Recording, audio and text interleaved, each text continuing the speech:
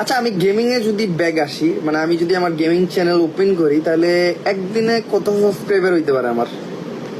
Like আপনারা কত subscriber complete করতে পারবেন একদিনে, ওয়ান ডে? এটা আমি জানতে চাই। আমি কোনো চ্যালেঞ্জ দিব না, কারণ চ্যালেঞ্জ দিলে অনেকে ভাববো যে আমি ধান্দা করতেছি। না, আমি কোনো চ্যালেঞ্জ দিব না।